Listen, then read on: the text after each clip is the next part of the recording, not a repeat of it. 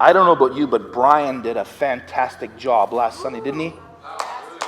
That was incredible. We had a packed house, and not only that, but he's got over 1,200 views online. It is going all over the place, and I'm excited. I'm just thrilled. Thrilled for that. And I'm excited what God's doing, not only in his life, but in his family's life, and what God's doing in our church, man. Let's realize God is doing some pretty amazing things and shifting people's hearts and lives, and that's awesome. I want to go back into 2 Kings chapter 6. I'll have it up on the screen for you. A few Sundays ago, I talked about the power of perspective. And there's a phrase in 2 Kings chapter 6 that I want to revisit because it's a phrase that's stuck out in my mind all week. You ever had one of those moments where you're going through your day and going through your week and this thing just keeps going in your mind over and over and over again? And I've had one of those weeks where this phrase keeps ringing in my head, and for various reasons. I think there's a lot of things that a person pushes through and goes through and tries to learn as life unfolds before you. But there's a phrase in that passage that I want to highlight because I think all of us at any point in our life can relate to that. I mentioned a coin has two sides to it. I have a quarter in my hand. Someone had to go get me. I didn't have any change in my pocket, but someone went and got a quarter for me. And we call it tail side and a head side. How many are familiar with that? Okay, we're all on the same page? Awesome, okay. So there's always a head and a tail side. And as I was holding this and thinking in my mind, so often life gives us circumstances, and sometimes those circumstances are unavoidable. Sometimes they're our own orchestrating and we put it together because of decisions maybe we made or stuff like that. But sometimes life just comes at us when we least expect it. It catches us off guard sometimes and we're left wondering what to do. And so if your life is often defined by those moments that come when you're not expecting it, life can look pretty gloomy. And sometimes if we're in those circumstances and in those situations, oftentimes we end up staying there. I've stayed there many, many times. And when you stay there, something significant happens. When you stay in a moment where you feel like the world's crashing in on you or the circumstances are just not coming where they need to be, and when you stay in that circumstances, something happens. And I've watched patterns in my own life, even though sometimes I haven't been paying attention to it, but yet there's patterns that develop. All of a sudden you notice you start attracting everything negative to you. That's when you stay there. You get up in the morning and you don't like what you see, and you get to work and you don't like what you see, and all of a sudden you deal with customers or people that you don't want to see, and all these things happen, and all of a sudden you notice something. You become a magnet for those circumstances. I remember sitting in my living room and go, my goodness, this yet again on top of everything else, what is going on? Everywhere I go, it seems I always get the worst. And then I define myself based upon those circumstances and says, see, I just don't get it. I have too many issues in my life. I just don't get it. And it's just going to come crashing in on my life. And I want to tell you, in those moments, we're looking at the tail end of our quarter. We wake up in the morning, we see the tail end of the quarter. We go to work and we experience people that also are looking at the tail end of the quarter. And pretty soon we think that's all there is to our life, is the tail end of the quarter. I want to encourage you this morning as we go through this passage of Scripture once more. There's something that happens in 2 Kings chapter 6 where a certain individual seen the tail end of the quarters, and how God moved in his life and began to reveal something to him that he in turn flipped that and began to see the head of the quarter. The same dime or the same quarter, the same loonie, whatever we use, it's just a matter of flipping it and seeing the other perspective, seeing the other side of what we're not seeing. Whenever it's cloudy, it's sunny somewhere else. It's never cloudy everywhere. When it rains, it doesn't rain everywhere. Somewhere's experiencing sunshine. And to think that in the midst of our rain, in the midst of our cloud, we can turn our circumstances around and we can again see the sun. I believe that, church. I believe that more than ever. And I want to live that principle. 2 Kings chapter 6, starting at what verse did I start? Verse 14, I think. Is that verse 14 up there? I just want to make sure I'm going to be reading the right one. It's not there. And the report came back, Elisha at Dothan. And one night the king of Aram sent a great army with his mighty chariots and horses to surround the city. When the servant of the man of God got up early the next morning and went outside, there were troops and horses and chariots everywhere. Oh, sir, what shall we do now? Remember, the context of this passage of scripture was this. If I just bring you back 2 Sundays, the context of the scripture was Elijah, through what God was revealing, was hearing the plans of the enemies of Israel. And as Elisha was hearing the plans of the enemies of Israel, he would tell his king what was happening. And so his king would reroute troops and put things back. And all of a sudden, what happened was the king of Aram all of a sudden recognized that something was happening. Every time they did something, someone must have talked. And so he began to accuse one of his own people by being a snitch. And he wanted to find out who it was. And they realized through a series of events that all of a sudden they recognized it was Elisha that was doing it. He was. And so what happened was the king said, we're going to do everything we can. We're going to go find Elisha and we're going to get rid of him. And so this is what happened when he sent a great army, again in verse 14 there. King of Aram sent a great army of many chariots and horses and surrounded the city. They found out where Elisha was and they surrounded the city. And so that's the context here. Verse 15 again. And when the servant of the man of God got up early the next morning and went outside, there were troops and horses and chariots everywhere. I think I made a statement 2 Sundays ago that it would have been an overwhelmingly feeling. Getting up and seeing you were completely surrounded. You were completely overrun in one sense. Sometimes life does that to us. We feel like we are overrun. We are seeing the head of the quarter. Following down in verse 15, "Oh, sir, what will we do now?" the young man cried to Elisha. Verse 16, Elisha begins to speak. He says, "Don't be afraid," Elisha told him, "for there are more on our side than on theirs." You see what Elisha had flipped the coin. Then verse 17, then Elisha prayed, "O Lord, open his eyes and let him see." And the Lord opened the young man's eyes, and when he looked up, he saw that the hillside around Elisha was filled with horses and chariots of fire. I want to tell you, there is always a solution to no matter what problem or situation we have. There always is. We may not see it, but that doesn't negate that it's there. We may not recognize it, but that doesn't erase that it's there.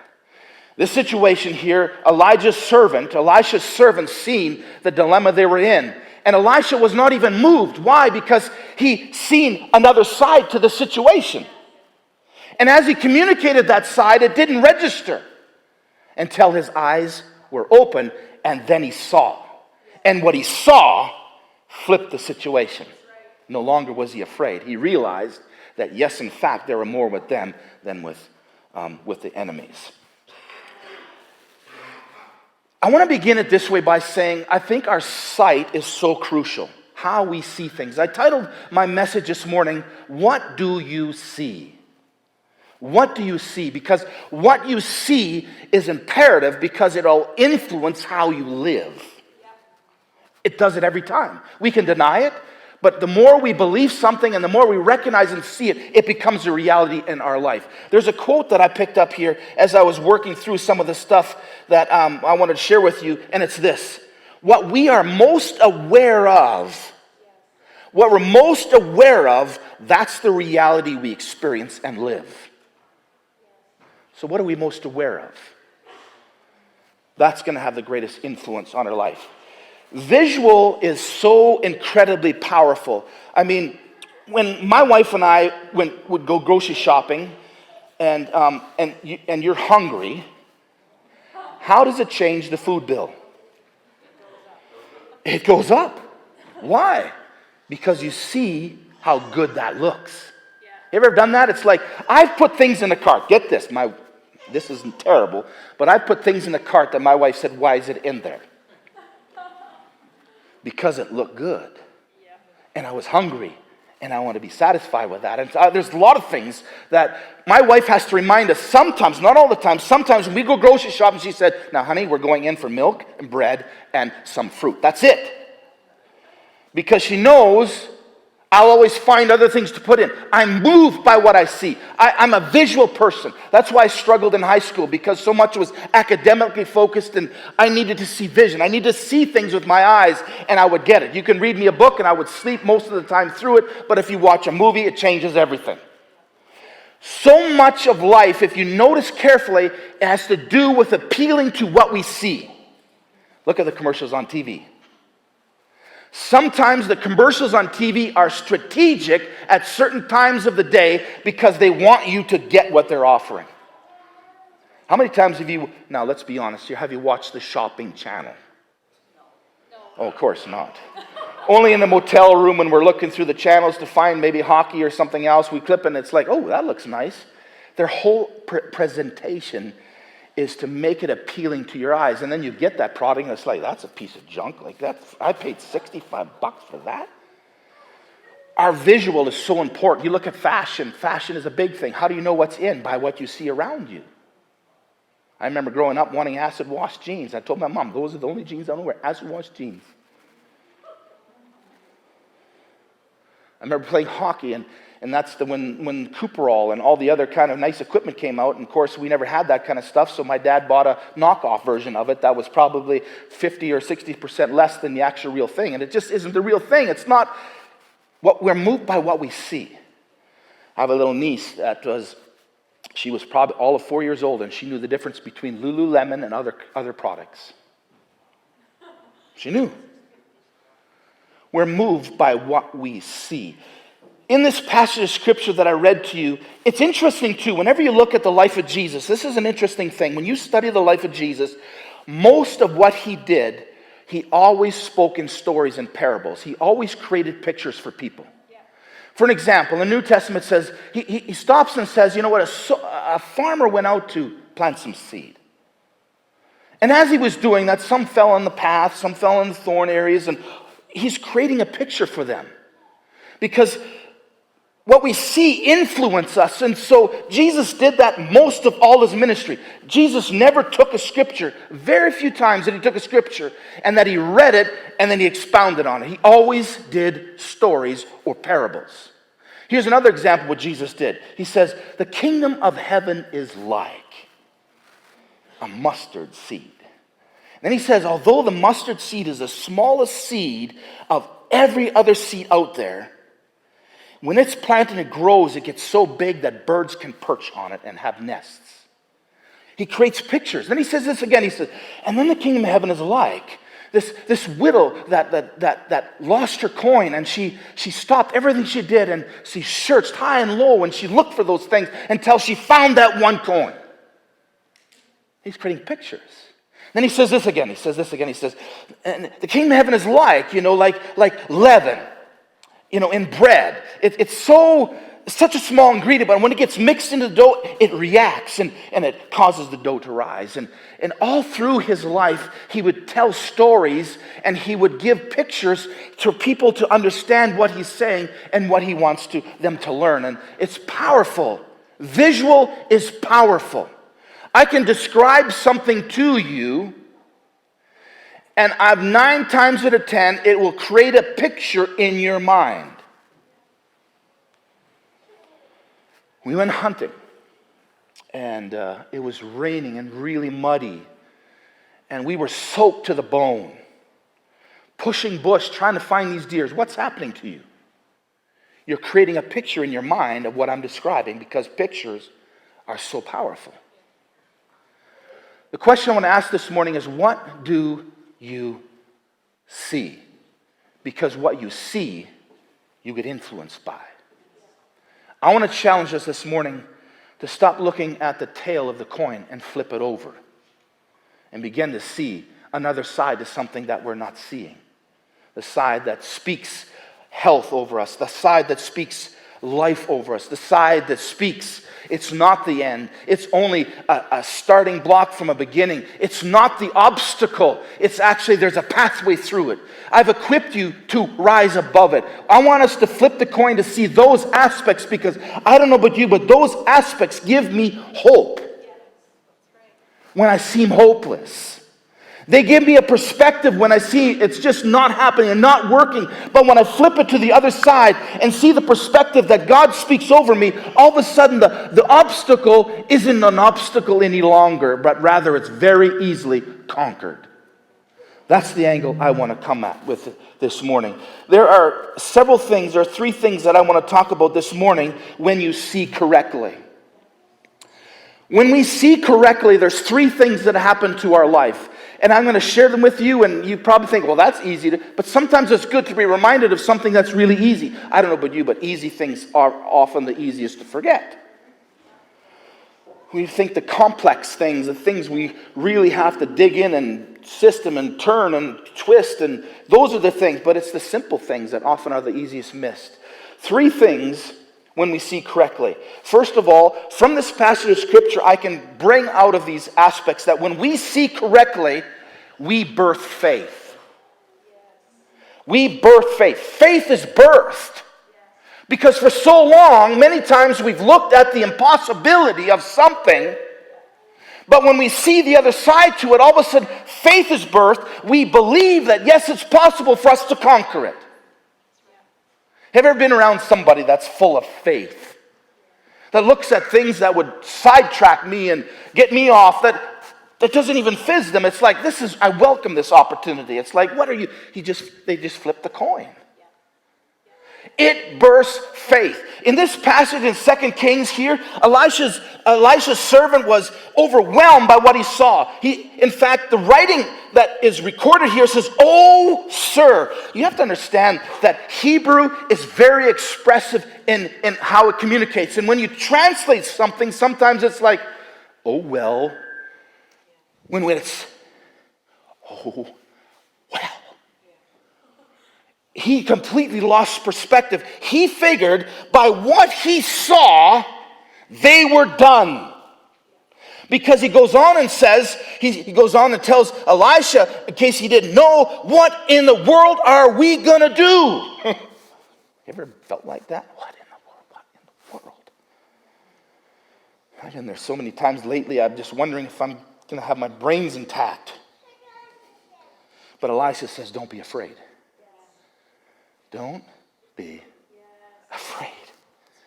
What are you talking about, Elisha? Get out of bed, take a look outside and see for yourself. You positive thinker. Ever had people like that in your life? They're just always positive. It's like, that can't be real. What are we going to do? But what happens is, when we see, faith is birthed. So what he said was, there are more on our side than theirs. Now picture this. Elijah had not come outside the door yet. His servant came in and said, we're in trouble.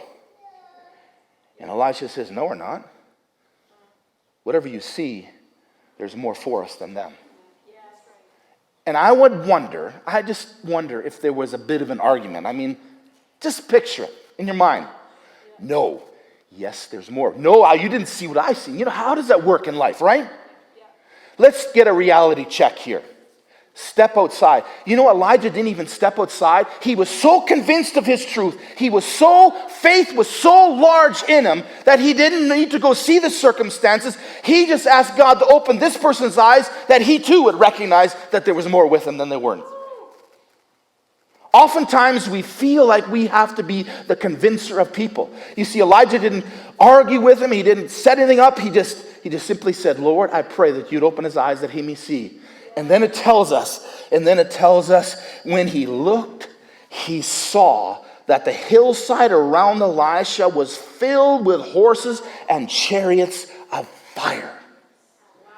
God had shown up on the scene. And I want to tell you this without any exaggeration. I want to tell you, he was always there. He was always there.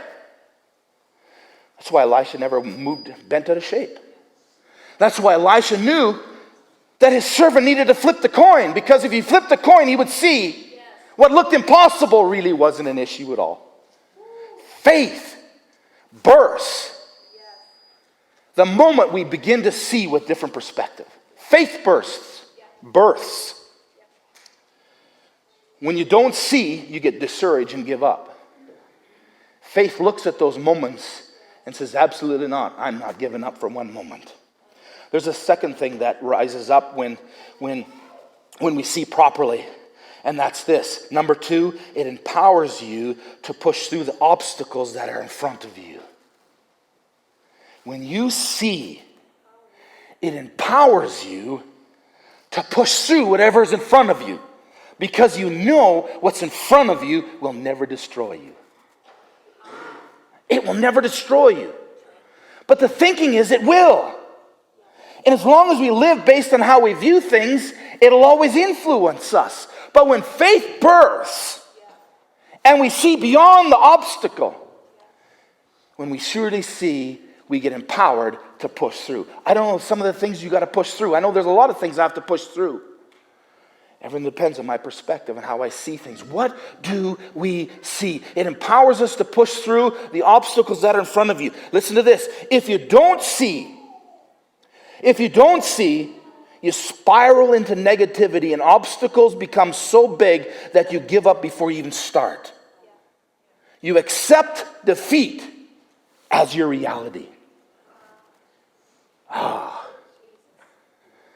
I'm beginning to learn some aspects of God that I've never really recognized before, and I'm liking what I'm seeing. I just have to remind myself of that when I'm in the midst of something. You know, it's great preaching stuff like this. It's awesome. When you're faced with it yourself, it's a whole nother ballgame, isn't it? I want to tag out and let someone else, like tag team wrestling. I want to tag someone else so they can continue on while I gloat in my misery. It empowers you to push through. I want to tell you this morning that you have what it takes inside of you to overcome whatever comes against you. We always are on the victory side. We may lose the battle every now and again, but that doesn't define, because the victory ready is ours. I want to live with that mindset in mind, because when I face the struggles and difficulties, I want to have a mindset like that so that when I see the problem, I already see the solution. You see, that empowers me. That empowers me. That's the second thing. It empowers us to push through the obstacles that are in front of us. When he recognized what was around them, his fear left him and he relaxed. And maybe he took a Tim Hortons coffee. I don't know. I would have.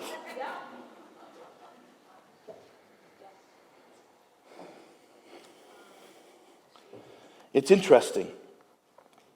Society wants you to see a specific perspective because they want you to respond accordingly.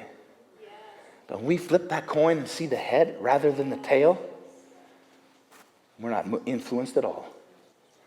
We welcome the things that are coming against us. There's a third thing that I want to leave with you this morning, and that's this. When we see correctly, it teaches us to help and encourage others in the process. Because we've experienced what it is to be free and to see something that isn't there, that always was there, if it makes sense. We want others to also understand that and experience that for themselves. It helps us come alongside other people and say, hey, let me tell you, that's not all you see. It helps us recognize that now we can be a part of someone else's victory story when they think it's only defeat. That's the thing that I have a hard time wrapping my mind around many times, is because so much of life seems to have a negative focus to it. And it's easy to grab hold of that and run with it and be influenced by that, when all along the victory is there. We just have to flip the side of the coin we have. Am I making sense here? Or am I just boring you? I'm telling you guys, this is the reality that we live in. The Christian life isn't just about us going to heaven. It's about the reality of heaven living in us, that we change our culture and society as we live those truths. That's right. I believe that more than ever, And yet so much we let the influences of the world shape our viewpoint and how we feel and how we act. And I want to encourage you, we don't have to live like that. We can shift that by just flipping our coin. And I didn't know where my coin went. By flipping our coins. It teaches us to help and encourage others in the process. If we don't see properly, we will discourage those from even trying. We will use our failures as deterrence so others won't try. I wouldn't do that if I were you. You're going to get yourself hurt. I don't know. Are you ready for that? You're headed in for some trouble. But when you see correctly, you have the influence like Elijah has when he says, Lord, open his eyes and let him see. And the Lord opened the young man's eyes. And when he looked up, I don't know about you, but that phrase, when he looked up, all of a sudden the whole situation changed. The armies were still there. The horses, the chariots, all the soldiers, everything was still there. But when he looked, he saw something different. He saw that they were vastly outnumbered by the chariots and the horses of fire, that God showed up on the scene. Again, I want to emphasize, he just didn't show up. He was always there. He's always there. And what amazes me, he's not there to point out where we made the mistake. He's not there to point out where we don't have faith. He's not there to point out, you just don't get it, do you? He's not there to point those things out. He's there to champion us, to give us the words that we need to know that there's more to what we see. So the question is, what do you see? I want to encourage you that this is a process, okay? It doesn't happen overnight. It's a process. We learn these principles, and then we have opportunity to apply these principles. And we wipe out, make mistakes, and that's okay. That's all part of the process. I've been saying this for years. The process is just as important as the end result, because it's in the process that we get developed to be the champions that he already created us to be. I look around this room and I see champions. I see people that have destinies and calls in their life that they will influence the world that they occupy. But Pastor, my world is not that big. It doesn't matter. It's your world that you're in. That's what matters. Here's another quote here, and it says this: you're never a product of your circumstances, but you're a product of your choices and decisions. You know how many times I use that as an excuse? Well, I just can't help it. These are just a product of my environment. No, we're not. Because when we see, it changes everything. It changes everything. It's exciting. It changes everything. I know it's life. I've experienced that kind of stuff before. But then yet I've experienced the opposite. So what has to happen? I need to flip the coin. I need to flip the coin. I used to walk around with 5 smooth stones in my pocket. I found some really nice smooth stones that were taken from a plant, a nice plant in the church that really looked nice. I took 5 stones out of it. That's right. That's where they went. Oops. I used to walk around with 5 smooth stones in my pocket as a reminder. When I started to worry, I put my hand in my pocket and I started playing with those 5 stones, recognizing that David took down his giant only with 1 of them. But why do I forget that? Why do I forget it when it gets hot and when it gets the heat turning? Why do I forget that? I want to keep a quarter in my pocket to remind me that I can flip those circumstances. I can change how I see things. Can you imagine how our world would be different if our news decided to flip the coin from the tail to the head? Can you imagine what that would do to our society if the news actually gave you some good news? I don't think society would know what to do. They would be lost. They'd be bumping their heads everywhere. It's like we don't get this. We don't know. Like, what's going on here? We're so accustomed to seeing the tail end of things that we think it's just life in our society. I don't think things are getting worse. I think they're about to shift and turn and get a whole lot better. Why? Because the church is waking up to the reality of who they are, what they've been given, and they're going to change our world. They're going to change our world. That means I need to change the world I'm in. You need to change the world you're in. And you know no better person to change it than you, because you're in that space. We can't outdo each other. I like what someone said. It said, we want to bring our best, not be the best. Because when we are the best, we compare and we competition. But when we bring our best, we elevate everybody else's game. Yes. Did it make sense this morning? Absolutely. Let's